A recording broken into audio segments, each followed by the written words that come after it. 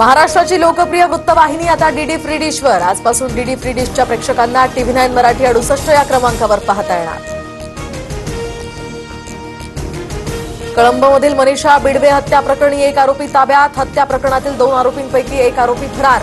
रात्री उशिरा कळंब पोलीस ठाण्यात गुन्हा दाखल। संतोष देशमुखांना अडकवण्यासाठी तयार केलेल्या कटात कळंबच्या महिलेचा संबंध नाही।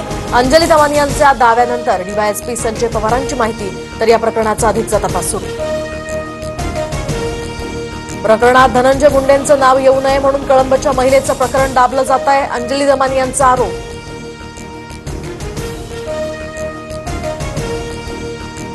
प्रशांत कोरटकरच्या जामीन अर्जावर आज कोल्हापूर कोर्टात सुनावणी। तर छत्रपती शिवरायांचा अवमान आणि इंद्रजित सावंत धमकी प्रकरणी कोरटकर सध्या न्यायालयीन कोठडीत। आरोपी फहीम खान आणि हमीद इंजिनियरच्या जामीन अर्जावर आज सुनावणी। नागपूर हिंसाचार प्रकरणी फहीमला 11 एप्रिलपर्यंत न्यायालयीन कोठडी।